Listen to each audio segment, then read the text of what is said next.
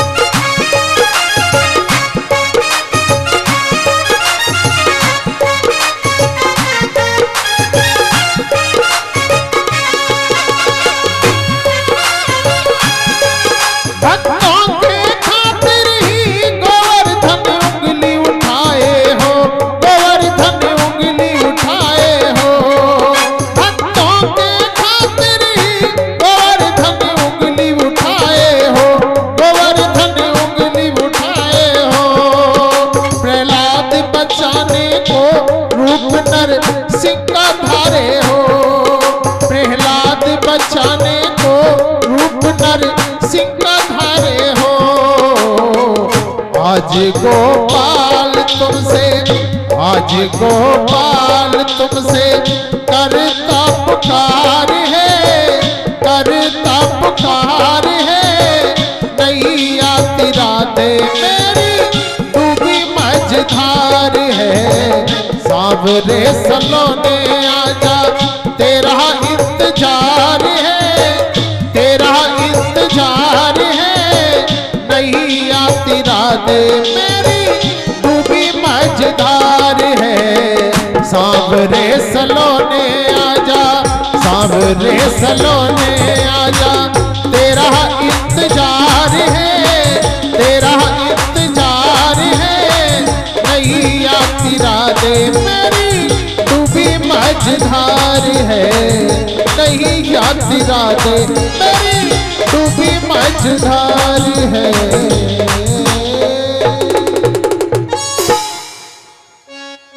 बोल भागवत भगवान की जय हो, वृंदावन बिहारी लाल की जय हो। हरि बोल, हरि बोल, हरि बोल, हरि बोल, हरि बोल, हरि बोल। जय जय श्री राधे श्याम।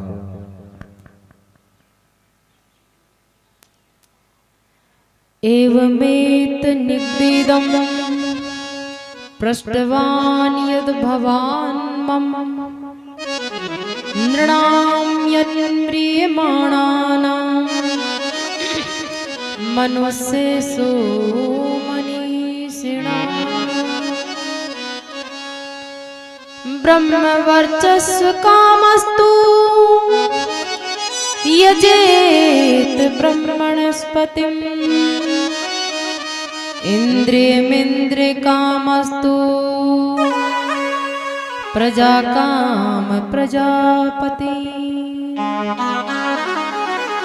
देवी मायां तु श्रीकामा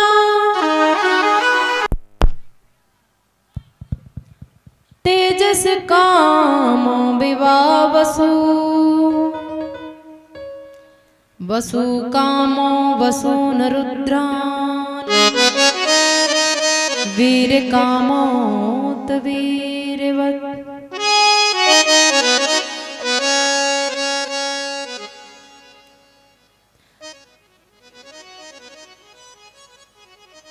सुखदेव जी महाराज परीक्षित राजा से कह रहे हैं कि हे परीक्षित,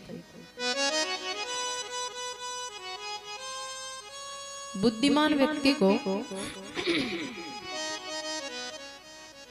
ज्यादा प्रपंचों में न उलझते हुए अपने जीवन का समय को, जैसे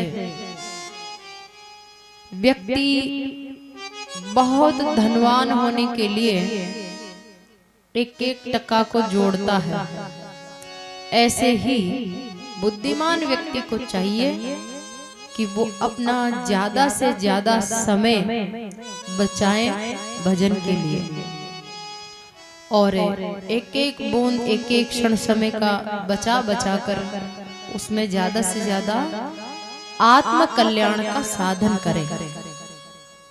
लेकिन महाराज, किसी के आत्म कल्याण के साधन में रुचि नहीं है, किसी को तो संसार चाहिए, और संसार में भी अलग अलग चीजें की मांग होती है लोगों की। तो फिर सुखदेव जी कहते हैं कोई बात नहीं, जो भगवान को नहीं चाहता, संसार के भांति भांति के सुख सुविधाएं और भांति भांति की सिद्धियां चाहता है, तो उसके लिए भी शास्त्र में भली भांति व्यवस्था की गई है। कहा कि जो ब्रह्म तेज को बढ़ाना चाहता है, उस व्यक्ति को चाहिए कि वो देव गुरु बृहस्पति की आराधना करे, तो वो उसके अंदर गुरुत्व आ जाएगा, ब्रह्म तत्व, ब्रह्म तेज बढ़ जाएगा। अपनी इंद्रियों की शक्ति को बढ़ाने के लिए देवताओं के राजा देवराज इंद्र की उपासना करनी चाहिए, और संतान प्राप्ति के लिए संतान को देने वाले देवों का उपासना करनी चाहिए। लक्ष्मी के लिए माया देवी की उपासना करें और अपने शरीर की चमक बढ़ाने के लिए, अपने शरीर का तेज बढ़ाने के लिए अग्नि की उपासना करनी चाहिए। अग्नि देव को सिद्ध कर लिया तो शरीर का तेज बढ़ जाएगा। जो सूरवीर बनना चाहता है, सूरवीरता प्राप्त करना चाहता है, तो उसको चाहिए कि वो रुद्र की उपासना करे। और जो अपनी आयु को, अपनी उम्र को बढ़ाना चाहते हैं, तो वो अश्विनी कुमारों की उपासना उसको करनी चाहिए। सुंदरता प्राप्त करने के लिए गंधर्वों की उपासना करें। पृथ्वी का स्वामी बनने के लिए ब्रह्मा जी की उपासना करें।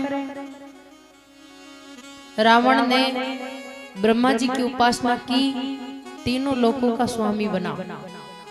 हिरण्यकश्यप ने ब्रह्मा जी की उपासना की, तीनों लोकों का स्वामी बना। तो स्वामी बनने का जो गुण है वो ब्रह्मा जी प्रदान करते हैं।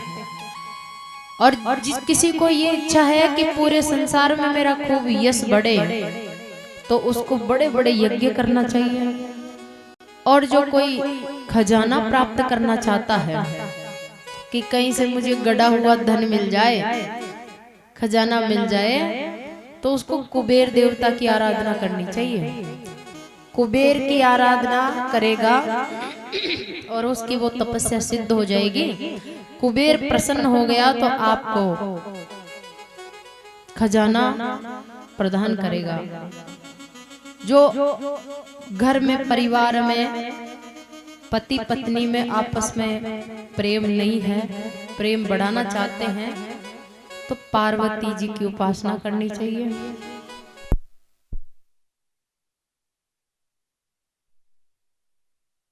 इच्छा है कि मैं तो कुछ नहीं चाहता, ये चाहता हूँ कि संसार के ये जितने भी खाने पीने, पहनने, घूमने की, संसार की चीजों का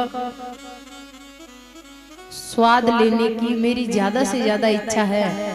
मैं इनका और ज्यादा सुख लेना चाहता हूँ। तो संसार को और भी ज्यादा से ज्यादा भोगने की जो इच्छा रखता है, उसको चाहिए कि वो चंद्रमा की उपासना करे। चंद्रमा की उपासना करने से संसार के सुखों को लेने की जो शक्ति है वो और बढ़ जाती है। अब महाराज अलग अलग देवताओं से अलग अलग चीज, अलग अलग शक्ति प्राप्त होती है। तो वो कब होगी? हमारी तरह शरीर तो देवता के सामने, नारियल अगरबत्ती का पैकेट रख दिया भगवान के सामने, देवता के सामने, कढ़ाई कर दिया, लड्डू चढ़ा दिया, और शरीर बैठा है और जीभ से बोल रहे हैं देवता को, और मन में रत्ती भर भी न तो देवता के प्रति विश्वास है, न भाव है, और न ही उस देवता की कोई आराधना साधना में एकाग्रता है। बस भगवान देवता महाराज कढ़ाई ले लो, स्वामणी ले लो, नारियल दे लो, और माँ का सारा काम कर दियो। और मन थम विश्वास भी कौन चाहिए? तो जो कह रहे जाने ए भी माँ का स्वार्थ में कह रहे, बाकी विश्वास तो कौन मन। किसी भी देवता को प्रसन्न करना हो तो महाराज साधना तो वही करनी पड़ेगी जो भगवान की जाती है। भगवान को प्राप्त करने के लिए जितनी ताकत लगाई जाती है, जिन जिन चीजों की एकाग्रता की आवश्यकता पड़ती है, एक छोटे से देवता को प्रसन्न करने के लिए भी उन्हीं चीजों की आवश्यकता पड़ती है। क्या नारियल का लालच देने से देवता प्रसन्न नहीं होगा? उसके लिए क्या क्या? शरीर, इंद्रियां, मन, प्राण, अंतःकरण, ये जितने भी चीजें हैं ना, ये सारी की सारी 13-14 चीजें हैं। ये 13-14 चीजें सब एक जगह होनी चाहिए, एक सूत में, एक जगह केंद्रित हो, और फिर उस देवता की आराधना की जाए। फिर देखो आपको देवता का कैसे दर्शन नहीं होता है, और कैसे आप जो मांगोगे वो पूरा नहीं होता है। श्रद्धा नहीं, विश्वास नहीं, भाव भी नहीं, और नारियल के बदले में सारी कृपा लेना चाहते हैं, और फिर कृपा नहीं होती है तो कह देते हैं कुछ नहीं है, झूठ है सब। देवता झूठे नहीं है, भगवान झूठे नहीं है, हमारी श्रद्धाएं झूठी है। तो इसलिए अब सुखदेव जी कह रहे हैं कि जिनको भगवान नहीं चाहिए, अलग अलग देवताओं से अलग अलग सामग्री चाहता है, तो वो अलग अलग देवताओं की पूजा करें। और जिनको कुछ भी नहीं चाहिए तो उसकी किसकी पूजा करनी चाहिए? जिसको कुछ नहीं चाहिए वो किसकी पूजा करे? उसके लिए भागवत किस काय का आदेश दे रही है? बोले वो नारायण की पूजा करे। एक ही जगह से सब कुछ चाहता है तो भी नारायण की भक्ति करे, और कुछ भी नहीं चाहता तो भी नारायण की भक्ति करे। क्यों? बोले सब देवी देवता तो नारायण के नौकर चाकर है, और नारायण जो है ना वो सबका राजा है, भगवान है, ईश्वर है, जगदीश है। सब देवता उनके नीचे उनके आदेश पर काम करने वाले हैं।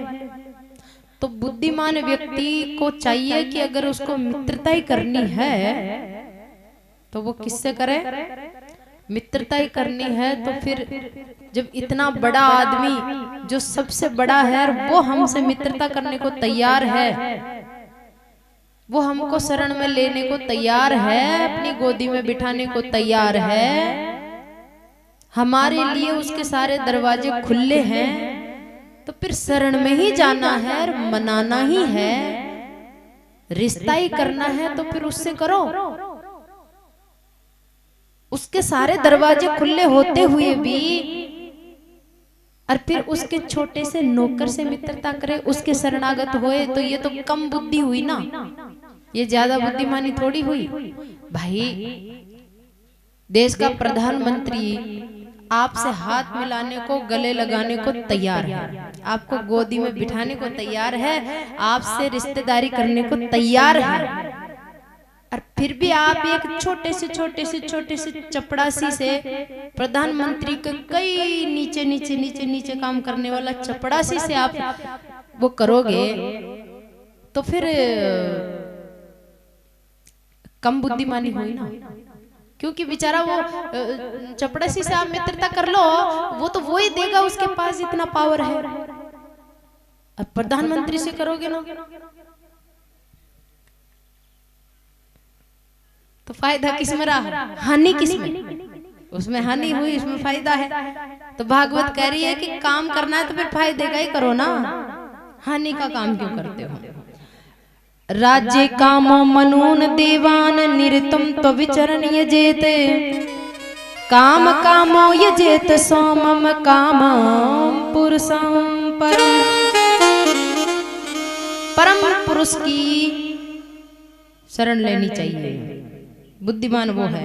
अकाम सर्व कामो वा मोक्ष काम उदार दी, तीव्रेण भक्ति योगेन यजेत पुरुषम परम।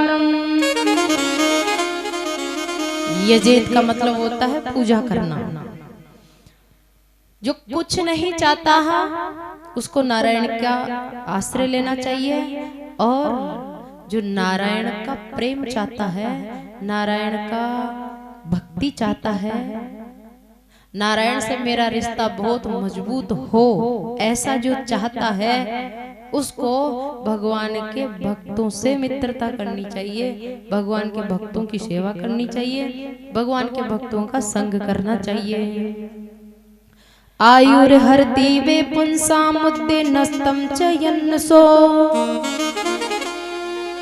आयुर्हरति वे पुंसाम मुद्दे नस्तम चयन्नसो तस्सेरते यत क्षणो नीत उत्तम श्लोक वार्तया। जो मनुष्य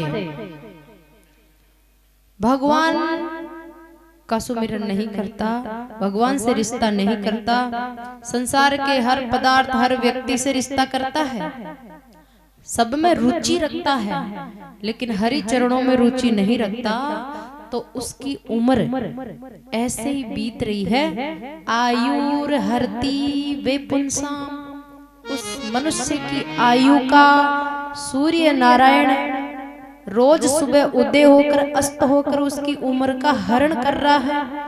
उसकी उम्र व्यर्थ में जा रही है, चबाए हुए को चबाने में ही जा रही है। कहर चबाए हुए को तो सभी चबा रहे हैं, लेकिन उसको विशेष भी तो करना चाहिए ना।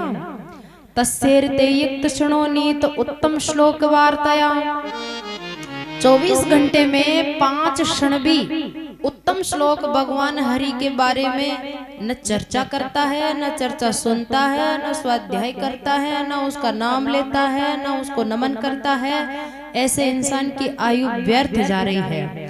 तरव किम न जीवंती, तरव किम न जीवंती वस्त्रा किम न ससंत्युत न खादंती न मेहंती किम ग्राम पशु परे। अब कोई इंसान सुखदेव जी से कहे और भागवत से कहे कि हे भागवत, आप हमारे बारे, हम लोग नास्तिक हैं, हमारी भगवान में रुचि नहीं है, हम अनंत जन्मों से संसार को खा रहे हैं और खाएंगे, हमारी तो इसी में रुचि है, तो आप हमारे लिए ऐसा क्यों कह रही है कि भगवान को न खाकर कोरा संसार को खाने वाली की उम्र व्यर्थ जा रही है, हम तो बड़ा मौज से जी रहे हैं। तो भागवत कह रही है जीने की बात और मौज की बात। मौज तो कुत्ता बिल्ली भी लेते हैं, हाँ, कुत्ता बिल्लियों के भी बाल बच्चे होते हैं। तो आपको अपने बच्चों को प्रेम करने में जितना सुख मिलता है ना, उतना ही प्रेम उन पशु पक्षियों को अपने बच्चों में करने में मिलता है। प्रेम करने से जो सुख मिलता है उसमें कोई फर्क नहीं है पशु पक्षी और इंसान का। फिर आपको जो 56 भोग खाने में और बढ़िया बढ़िया माल खाने में जो स्वाद आता है ना, वो गाय भैंस को हरा चारा खाने में वही स्वाद आता है, उसके लिए वही माल है, वही स्वाद है। तो स्वाद में कोई फर्क नहीं है, बाल बच्चे में कोई फर्क नहीं है। फिर तुम कहो कि नहीं हमारे पास स्पेशल सुविधाएं हैं, उनके पास कहाँ है? तो भगवान ने उनको भी ऐसी ऐसी सुविधाएं दे रखी है जो तुम्हारे पास नहीं है। क्या? बोले देखो चिड़िया इच्छा हो गई तो यहाँ से वहां फर के उड़ के चली जाएगी, इंसान बेचारा नहीं उड़ सकता। तो कई सुविधाएं ऐसी है जो तुम्हारे पास है उनके पास नहीं है, और कई सुविधाएं ऐसी है जो उनके पास है तुम्हारे पास नहीं है। तो सुविधाओं के सुख में भी बराबरी है, खाने पीने का जो स्वाद का सुख है उसमें भी बराबरी है, कोई फर्क नहीं है। उल्टा वो तुमसे आगे है, उनको ज्यादा पेट भरने के लिए मेहनत ही नहीं करनी पड़ती है, और इंसान बेचारा पूरी उम्र रात दिन लगा रहता है। तो मानव बनकर के भी जो मानव को जो विशेष कार्य दिया है भगवान ने, विशेष कार्य करने के लिए ही बुद्धि दी है। पशु पक्षी जीव जंतुओं में किसी में बुद्धि नहीं होती है, केवल मनुष्य में है। और मनुष्य में वो बुद्धि इसीलिए दी है कि वो खुद को पहचाने, मैं कौन हूँ और मेरा कौन है। फिर कह रहे हैं तरव किम न जीवंती वस्त्रा किम न सस्वंतु। अरे तुम सोच रहे हो कि हम चैन से श्वास ले रहे, चैन से श्वास तो पेड़ भी लेता है। तरव किम न जीवंती, तरव यानी वृक्ष, क्या पेड़ जिंदा नहीं है? पेड़ एक कदम भी चलता नहीं है, बोलता नहीं है, कुछ भी नहीं करता, फिर भी 100 साल से भी ऊपर जिंदा रहता है। तो हे मनुष्य, तू कहता है कि मैं खा खा करके जिंदा रह रहा हूँ, सुख ले रहा हूँ, तो ये तो छोड़, वो पेड़ भी जिंदा है, श्वास तो उसको भी आ रहा है। न खादंती ने में हंती किम ग्राम पशुओं परे हैं, गांव के पशु पक्षी भी खा पी रहे हैं। स्ववीड़ वरा होस्टर करे है संस्तुत पुरुष पशु है, नयत कर्णप थोपे तो जातो नाम गदाग्रज। सुखदेव जी महाराज को तो यहाँ गुस्सा ही आ गया, और वो तो बहुत कड़वी बात कह दी है इंसान के लिए। वैसे कड़वी नहीं है, बात तो सत्य है। सच्ची बात कड़वी किसको लगती है? जो सामने वाला झूठा है। झूठे आदमी को सच्चाई कड़वी लगती है, सच्चे आदमी को सच्चाई अमृत जैसी लगती है। यानी अपन किसी आदमी को कहे कि तू ऐसा करना, ऐसा नहीं करना चाहिए, तो वो ऐसा नहीं कर सकता, इसलिए उसको वो सही भी बहुत जहर जैसा लगेगा। तो बात तो न्याय की कह रहे हैं और सत्य कह रहे हैं, लेकिन हमको कड़वी लगेगी है। सुखदेव जी महाराज कह रहे हैं कि जो इंसान भजन नहीं करता, मनुष्य बन के इन अपने मन के 5 मुखों से संसार को रात दिन खाता है, भगवान को नहीं खाता, वो इंसान पशु से भी बुरा है। और पशु भी कौन सा महाराज? स्ववीड़ बरा होस्टर खरे हैं। स्वान यानी कुत्ता से बुरा है, वराहा सुअर से बुरा है, होस्टर ऊंट से भी बुरा है, खर गधा से भी बुरा है। अरे ये भागवत हमको गाली दे रही है। सुखदेव जी महाराज हमको क्या बोल रहे हैं? कुत्ता, सुअर, ऊंट, गधा, यही नहीं, इनसे भी बुरे हो तुम, इनसे भी बुरे। क्यों है बुरे? बोले जो जीवात्मा अभी कुत्ता के शरीर में है, सुअर के शरीर में है, ऊंट के शरीर में है, जो भी पशु पक्षी के शरीर में है, वो तो अपने पिछले किए गए कर्मों को, पापों को भोग रही है। उसके पाप तो घट रहे हैं, और जब उसकी मृत्यु हो जाएगी, उसके पाप समाप्त हो जाएंगे। जिन पापों के कारण वो गधा बना, जिन पापों के कारण वो ऊंट बना, वो मरेगा, जब तक जिंदा रहेगा तब तक उसके पाप भोगते भोगते समाप्त हो जाएंगे।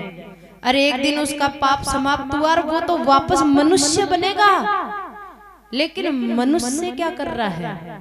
मनुष्य बन करके और इधर नीचे जाने की तैयारी कर रहा है। तो इसलिए वो पशु पक्षियों से बुरा हुआ कि नहीं? तो भागवत सही तो कह रही है। तो फिर क्या करे? बोले क्या करे? संसार को नहीं देखे क्या? संसार को सुने नहीं? संसार को खाए नहीं? बोले संसार में रहो, देखो, सुनो, खाओ, लेकिन स्वाद भगवान में लो।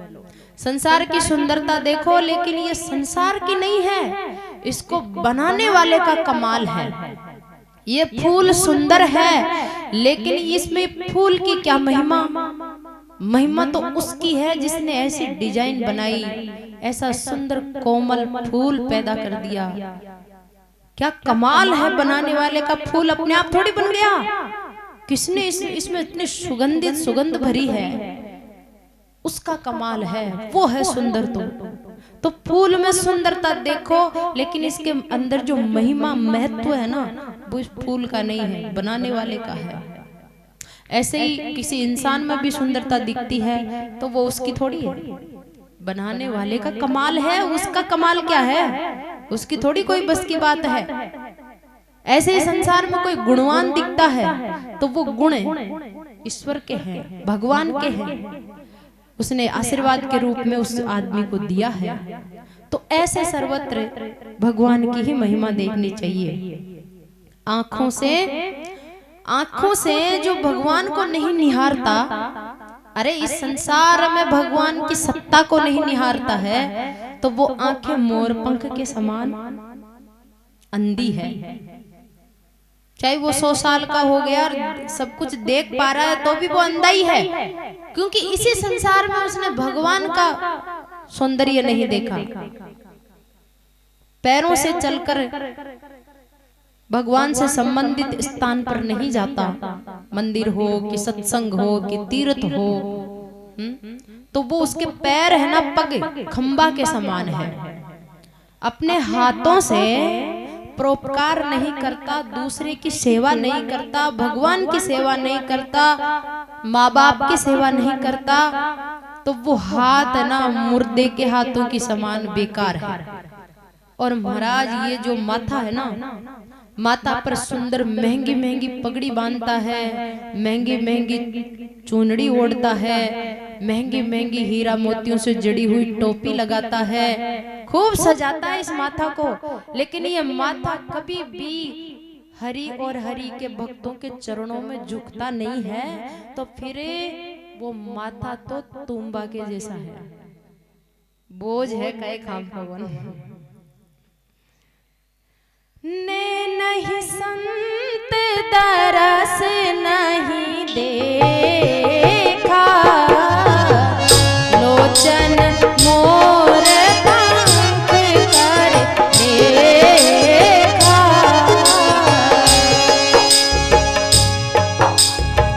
जय सिया राम जय जय सिया राम, जय सिया राम जय जय सिया राम। जिन हरि कथा सुनी नहीं काना, श्रवण रंग अहि भवन समाना। जय सिया राम जय जय सिया राम, जय सिया राम जय जय सिया राम। तुलसीदास ने अपना अनुभव बताया कि जो इन कानों से हरि की बढ़ाई नहीं सुनता, हरि की महिमा सुनने में रुचि नहीं लेता, इन कानों को दोनों को भर भर के हरि महिमा का पान नहीं करता, उसके कान सांप और ओंदरा के बिल के जैसे हैं, खाली खाडे हैं, कई काम के नहीं है। जिन हरि कथा सुनी नहीं काना, श्रवण रंग अहि भवन समाना। जय सिया राम जय जय सिया राम, जय सिया राम जय जय सिया राम। ते सिर काटो तुम्बरी सम तूला, जे नानमत हरि गुरु पद मूला। जय सिया राम जय जय सिया राम, जय सिया राम जय जय सिया राम। ये जीव है ना, इस जीव के हृदय में संसार के कई लोग उलझे हुए हैं, कई लोग अपना अड्डा जमा के बैठे हैं, कई लोगों ने अपना कब्जा कर रखा है, और इस जीव ने अपने हृदय में कब्जा दे भी रखा है, और ये सबके लिए रोता है, बेटा के लिए पिघलता है, पत्नी के लिए पिघलता है, सब रिश्तेदारों के लिए पिघलता है, लेकिन ठाकुर जी के लिए कभी भी छाती नहीं पिघलती। तो तुलसीदास जी कहते वो छाती कैसी है? जिन हरि भक्ति हृदय नहीं आनी, जीवत सब समान ते प्राणी।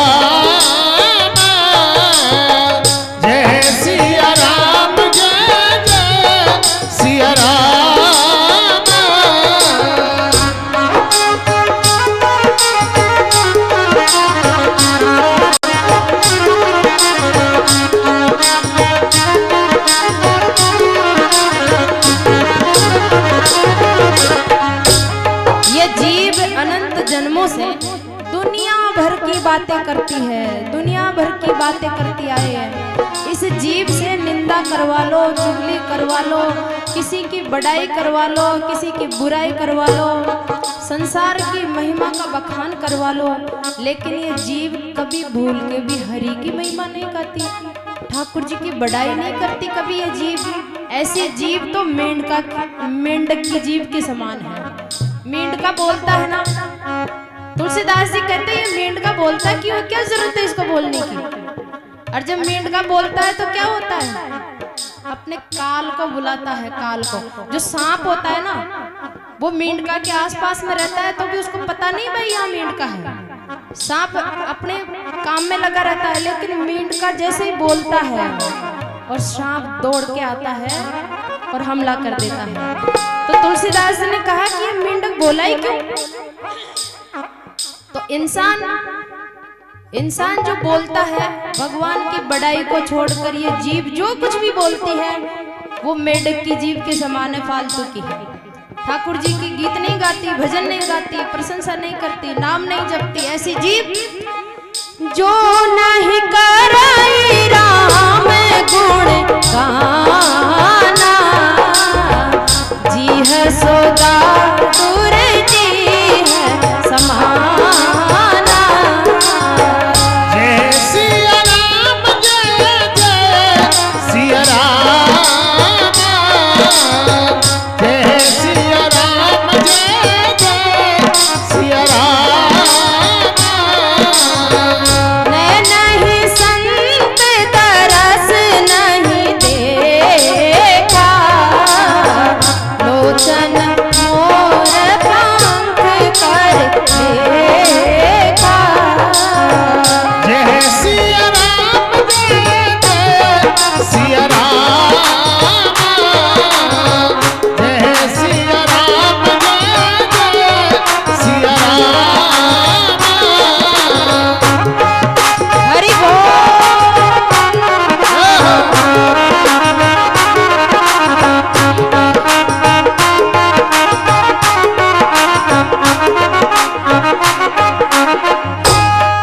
बोल भागवत भगवान की, जय सांवरिया सरकार की, जय हरि बोल, हरि बोल, हरि बोल, हरि बोल, हरि बोल। हरि बोल। जय जय श्री राधे।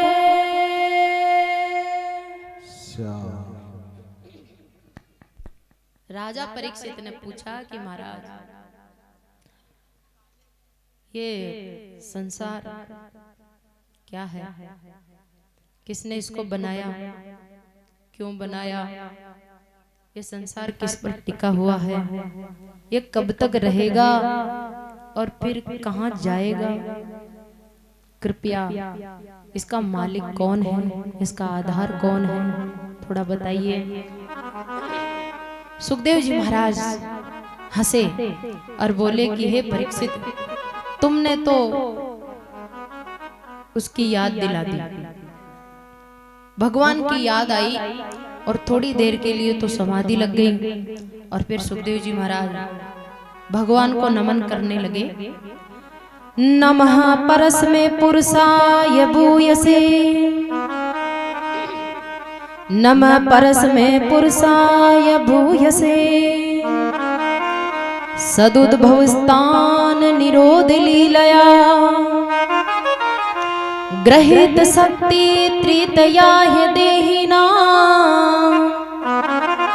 मंत्र भवायानुप्लक्ष वर्त्मने।